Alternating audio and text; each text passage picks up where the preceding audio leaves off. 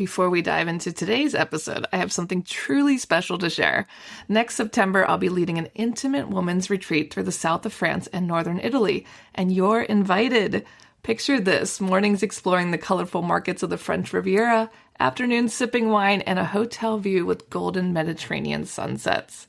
Whether you love photography, food, or just want to reconnect with your playful creative self, this trip is designed for you. Spots are limited, so if all this sounds like your kind of adventure, please visit tourwithabsolutely.com and look for the tour France and Italy with Crystal. You can also send me a message or check out the show notes. Claudine Hemingway is a descendant of famed writer Ernest Hemingway. We bumped into each other at a party and decided to team up and dive deep into French history, but with a twist, by bringing a spotlight to those lesser-known creatives in France.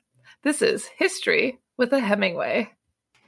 Welcome back, guys. We have another Louvre update today, and we're going to talk more about the missing jewels. I'll let Claudine take it from here. Yeah, so it's been 5 weeks, which is kind of crazy to think that it's been 5 weeks ago now. It's now, cold in Paris and even snowed a little bit yesterday. And it was warmer when this happened, so October 19th. But in 5 weeks, the news has definitely slowed down a lot. I don't know if the prosecutor just keeping things close to the vest or just there aren't any updates. So hopefully no news is good news and they're on the track of finding the jewels and getting them back to us. But there have been some updates with some behind the scenes as far as what's happening at the Louvre. They just last Wednesday, Laurence Descartes, she is the director and president of the Louvre, was called in front of the National Assembly and had quite the heated exchange with the people there. This was a little bit different than when she spoke before the Senate about a week after the theft happened. That one seemed to be a little bit more the way that they asked her questions was definitely more respectful. This time it was kind of the National Assembly here is there's more than two parts of, the political. So there's not just Republican and Democrat. There's quite a few different ones and nobody's in charge here, which is why they can't get anything accomplished. But there was definitely people that were on the side of that, everything is the Lou's fault, everything's her fault, and kind of getting after her with some of their questions. And then there were some people that were like, of course, this is a horrible tragedy. And Laurence, I think, was also quite defensive from her opening statements as well. At least that's how she kind of came across.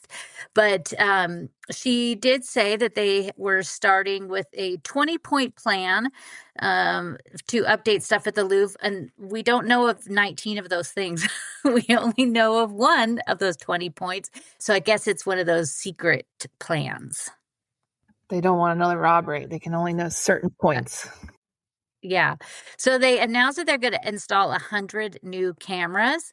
And I had a friend of mine recently say, I heard that. And I go, yeah, that's like over the next 13, 14 months. They're supposed to be by the end of 2026. They're supposed to install 100 new cameras. Some of those will include more outside, but that's quite a long ways off. There is the Louvre itself, the building itself is a national, monument. And you can't just go, drilling into ceilings that are from the 16th century and are painted, from the 19th century.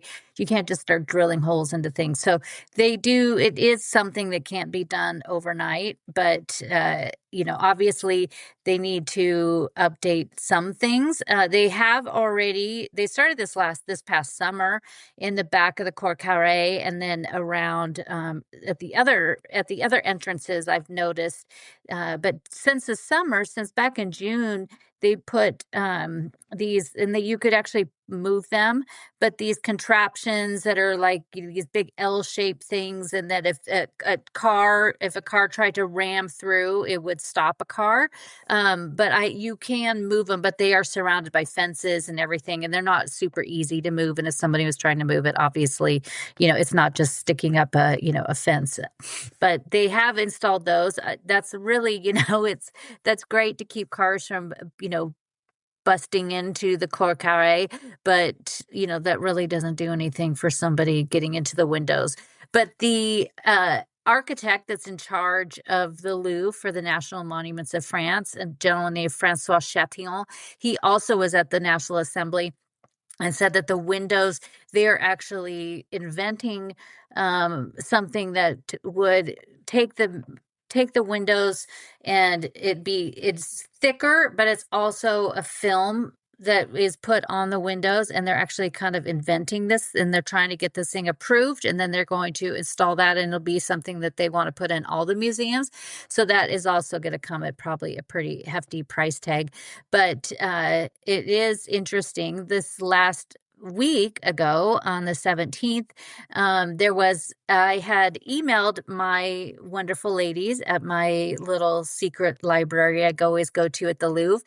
And I always have to let them know in advance when I'm coming. And so I usually, when I know I'm going to, I'll send them an email a few days in advance. And I did last Monday, and they responded to me a few hours later and said, "Oh, unfortunately, we can't accommodate you this week." And I thought, well, why, like, oh my gosh, why not? Like, is it closed? Because sometimes they close, sometimes they have special things in there, whatever. And they got back to me and said, "Oh, yes, something has come up. You probably will see shortly, but we're having to close the library."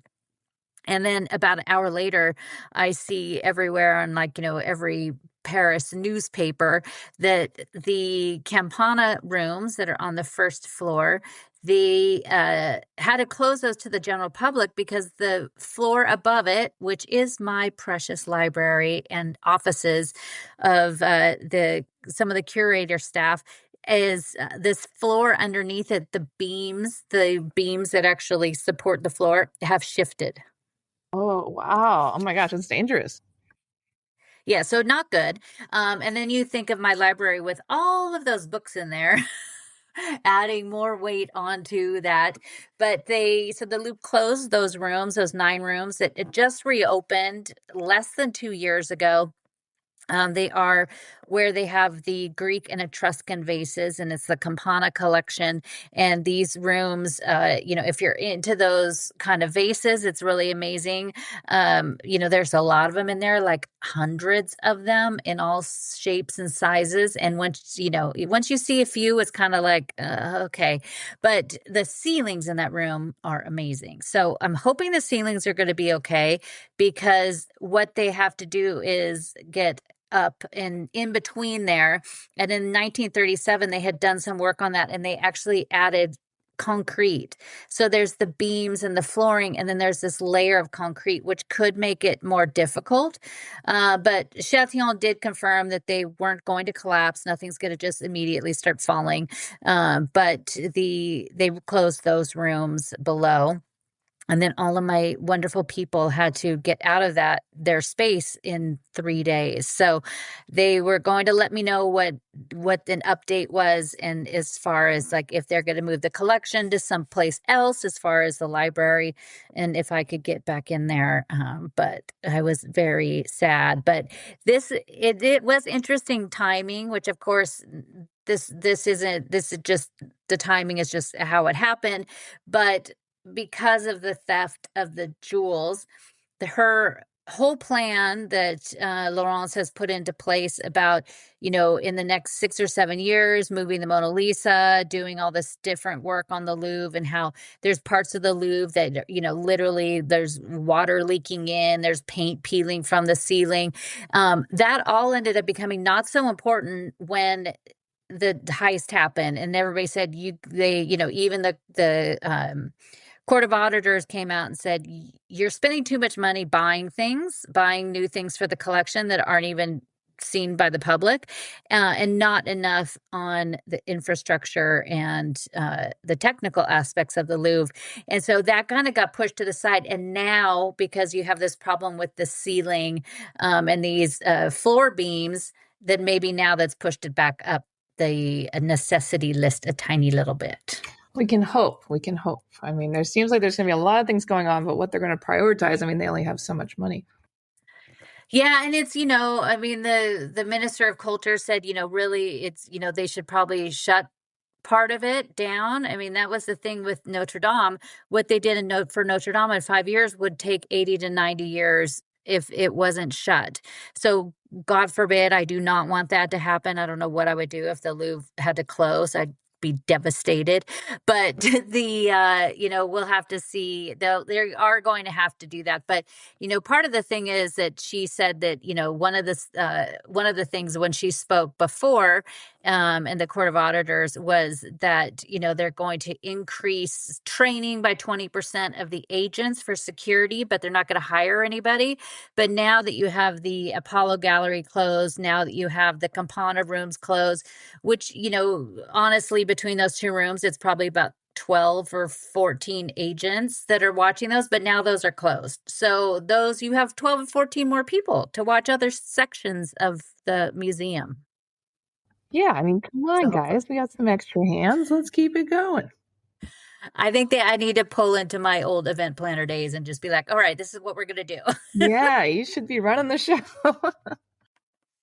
I did see Laurence's number one guy today walking. I pretty much walked with him for about 4 blocks on my way over to the Louvre, and almost said hi to him. But then I've never met him, and I just know that if you've seen her speaking at the assembly or anything, he's always sitting right behind her. He's like her number one.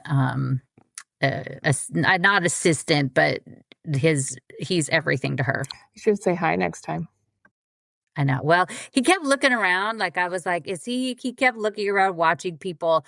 And I was like, does he see that I'm like, but he was walking behind me and I stopped to look at my phone and he walked past me and then we were just going the same direction. But I should have been like, listen, we got to talk. Like, I got a lot to say to you. He's probably paranoid now. Yeah. I need some updates, and I've got some ideas for you. You'd be like, okay, go away, crazy lady. Yeah. So though it's always something. This last story, as far as the beams and closing those rooms, would not even make it onto the news in any way, shape, or form if it hadn't been for the heist. Because of the heist, this is now anything that happens at the Louvre makes news. Wednesday I tried to go in the morning just to go do some research on something, and I gave up after about 15 minutes. It still wasn't open, and then I went and had a coffee and then came back and it still wasn't opened. And so it's very busy right now. The line today was insane. When I went in there this morning to do a couple things. I was only there for an hour, and when I came out, the lines were worse than I've even seen them in the summer, because this is Thanksgiving week and it's a really busy week in Paris. But it will also be like this in December, especially those last 2 weeks. So just come very flexible. If you're coming and you're going to the Louvre, definitely book your ticket in advance, but also be flexible because I was not surprised at all that they had a little meeting / strike last Wednesday morning because of the news. When it came out Monday, they were closing those. So all of these things also feed into the staff trying to get, their points listened to. So I don't think we have seen the end of some disruptions. Yeah, this week is crazy. I think all the Americans are here for Thanksgiving week, so definitely be on the lookout for booking things in advance too.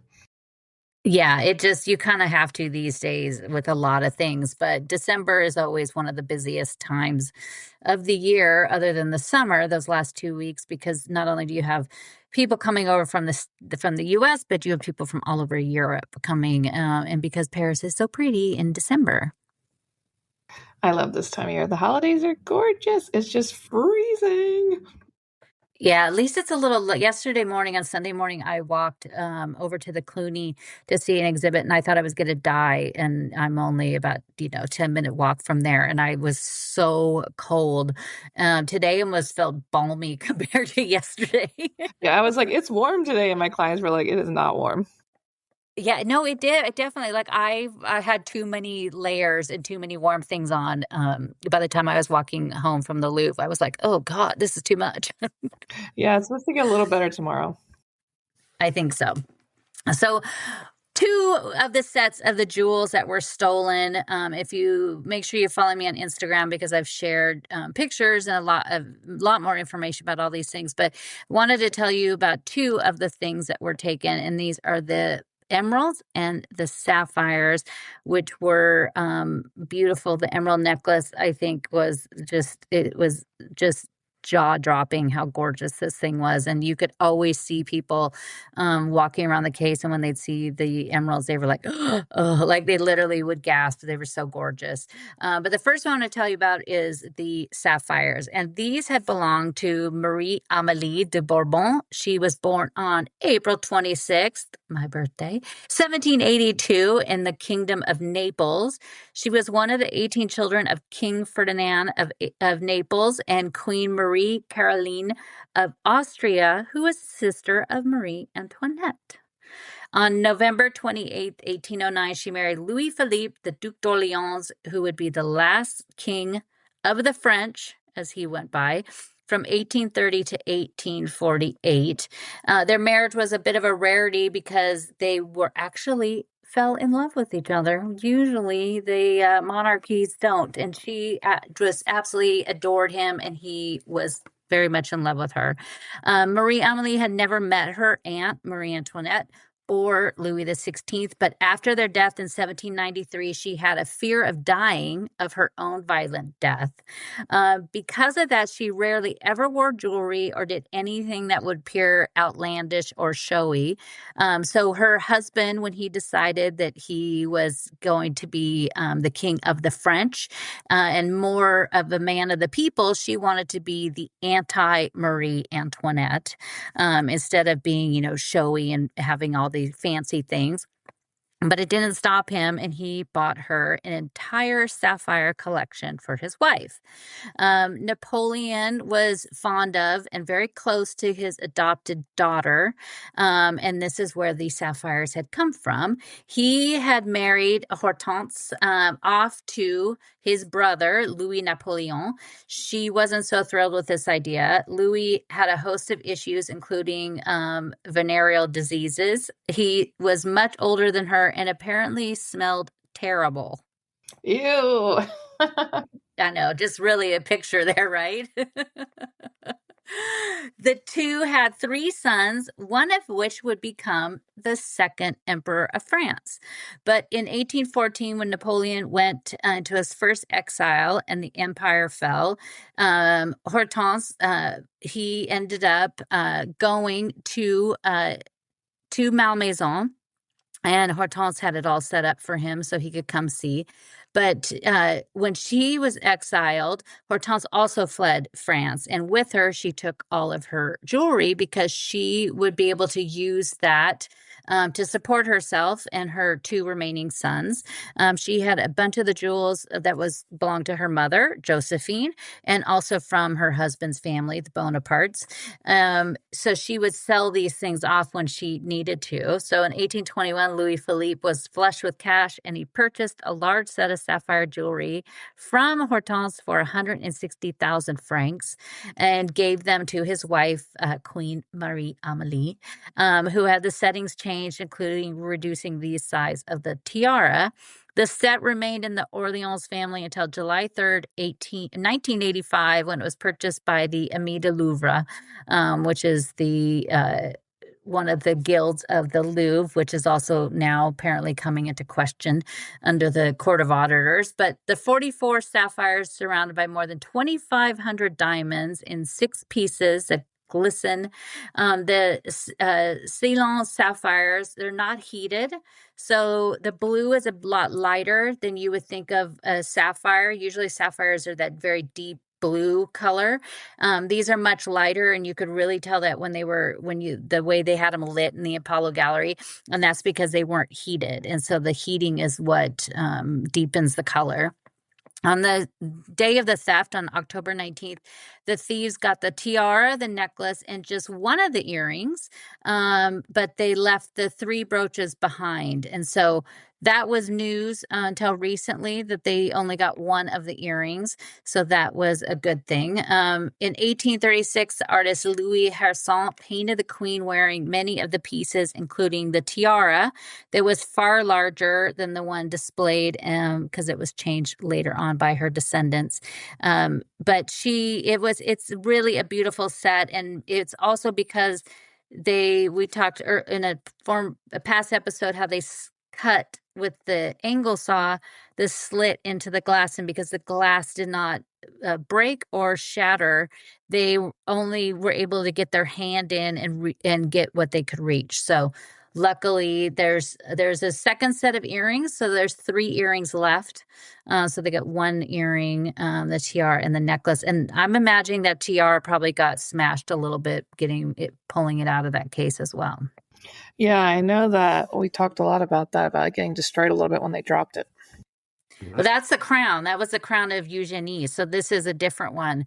But if the crown that was crushed and then dropped, if that got crushed, I'm imagining this tiara did as well. So hopefully not. Hopefully we'll get some of it back.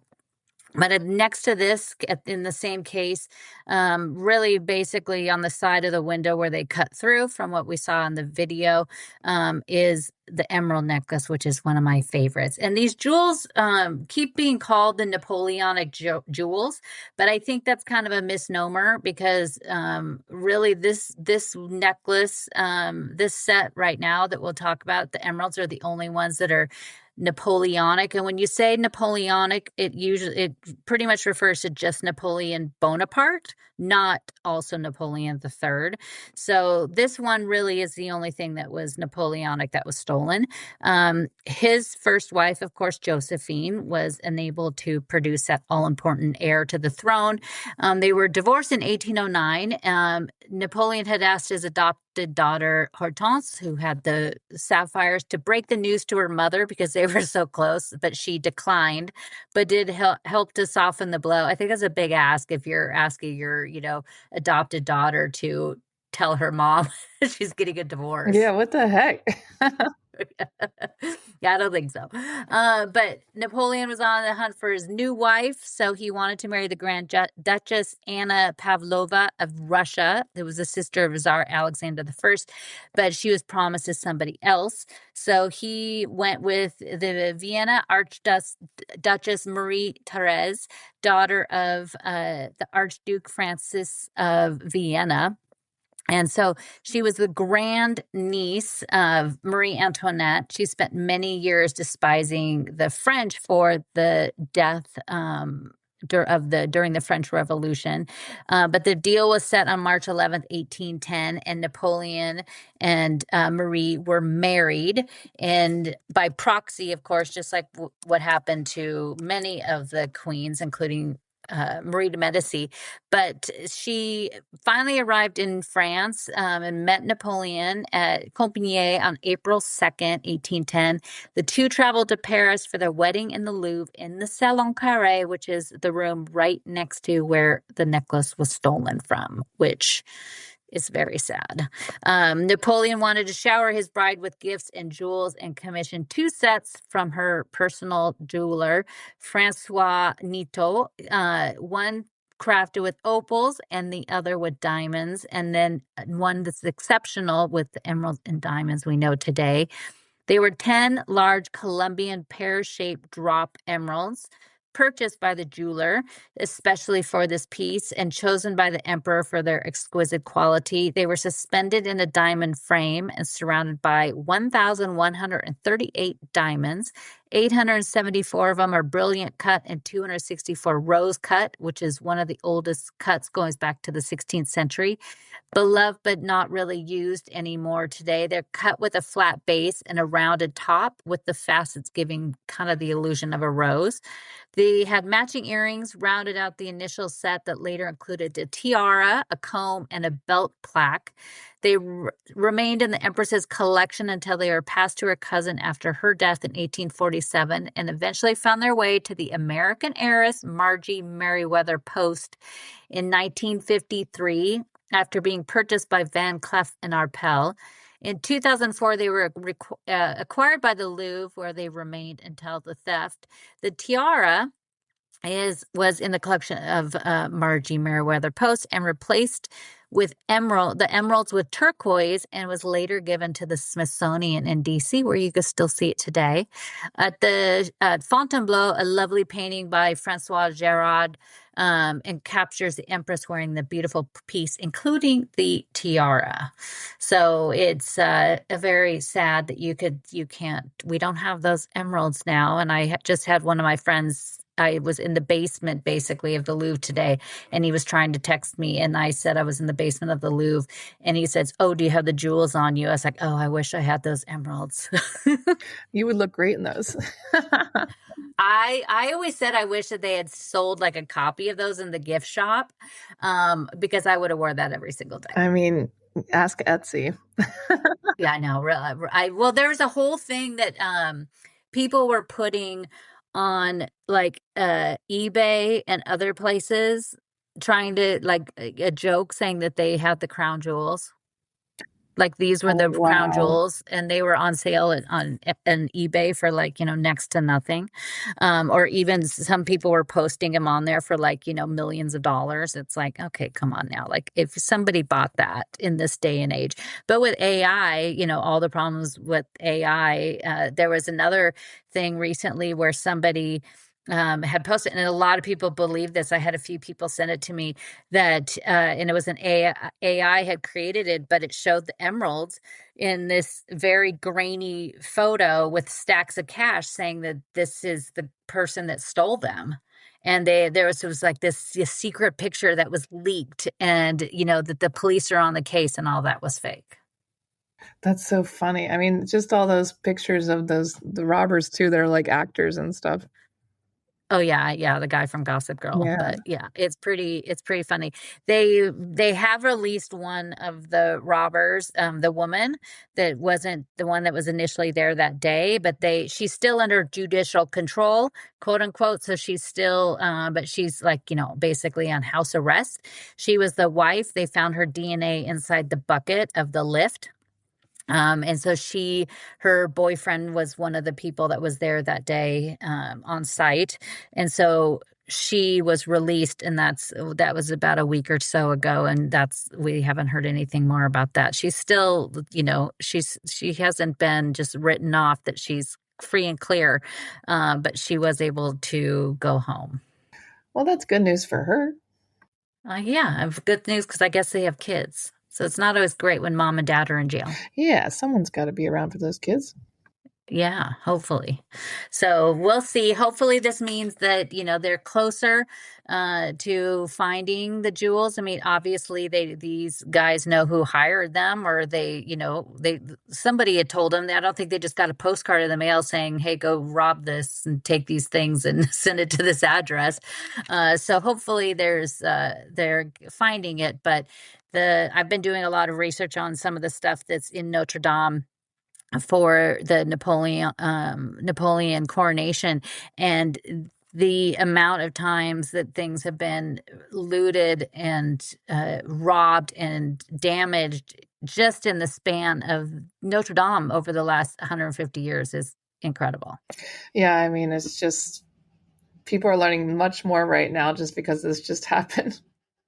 Yeah, it is. And there's a big I mean, there's a huge problem in France, and in around Europe, of people breaking into these museums. It just happened, I think it was like 3 weeks before the Louvre theft at the Natural History Museum here in Paris. It's at the Jardin des Plantes, that somebody had used, again, a chainsaw saw, and cut through the door and got in and stole these huge nuggets of gold. I think we've actually talked about it. And one of them was the size of a soccer ball.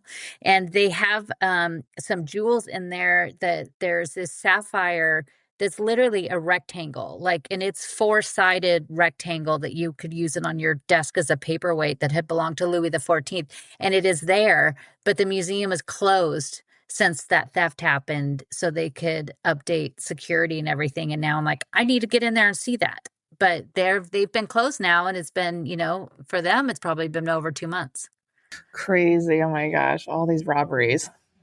Yeah. So all these small things, the museums have to really be careful because it's these small things. And the Louvre took everything, the rest of the stuff that was in the Apollo gallery, as far as the jewels, they took all of those and put them in the bank here in Paris.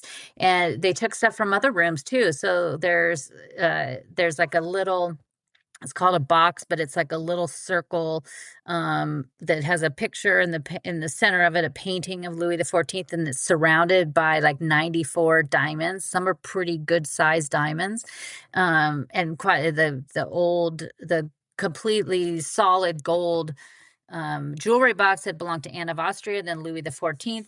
Quite a few things that they just took out too at the same time and locked away in the bank, just in case some of these more precious items. It wasn't just stuff from the Apollo Gallery. Crazy.